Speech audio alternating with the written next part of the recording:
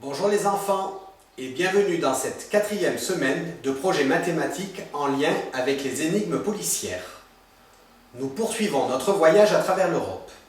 Pour rappel, l'Europe, c'est l'ensemble des pays qui se trouvent à côté de moi sur cette carte. Lors de la première semaine, nous étions restés en France pour visiter Paris. Lors de la deuxième semaine, nous avons voyagé en Espagne pour aller à Barcelone, la deuxième plus grande ville du pays, derrière Madrid. En semaine 3, c'est-à-dire la semaine dernière, nous étions en Italie pour visiter sa capitale, Rome.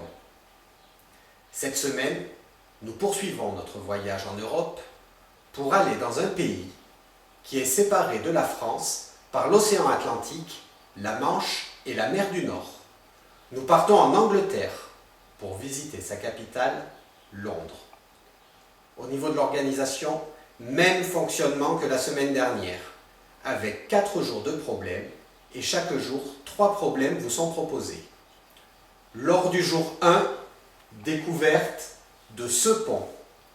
Vous lisez dans un premier temps le petit texte documentaire, puis vous répondez au premier problème. Le nombre de réponses que vous trouverez vous permettra de dire quel est l'âge de ce pont, c'est-à-dire depuis combien d'années ce pont est-il construit. Puis 2 problèmes qui vous permettent de trouver l'heure et les minutes auxquelles le criminel a prévu d'arriver sur le lieu. En jour 2, découverte de cette tour. Quelle est la hauteur de cette tour? Vous aurez la réponse grâce au nombre de réponses que vous trouverez avec le premier problème. Ensuite, même fonctionnement qu'en jour 1, 2 problèmes pour trouver les heures et les minutes. Pour le jour 3, découverte de ce palais. Vous ne pouvez pas vous imaginer le nombre de chambres qui se trouvent à l'intérieur de ce palais. La réponse au problème 1 du jour vous permettra d'avoir la réponse avec précision. Vous enchaînerez ensuite sur le problème pour trouver les heures, puis sur le problème pour trouver les minutes. Enfin, le jour 4, découverte de ce stade.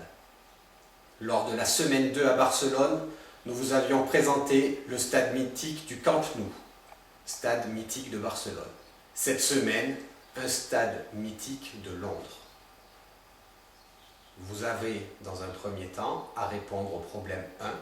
Le nombre de réponses de ce problème 1 vous permettra de connaître la circonférence de ce stade. Le mot circonférence, vous le connaissez déjà, puisque nous avons travaillé sur ce mot la semaine dernière avec la circonférence du Colisée. Cela vous permettra de comparer la circonférence de ce stade avec la circonférence du Colisée. Bonne semaine à tous, nous vous souhaitons bonne chance pour résoudre ces problèmes. Prenez bien votre temps, n'hésitez pas à prendre des feuilles de brouillon afin de faire des dessins, faire des schémas. Cela vous facilitera certainement la tâche pour résoudre ces problèmes. À bientôt!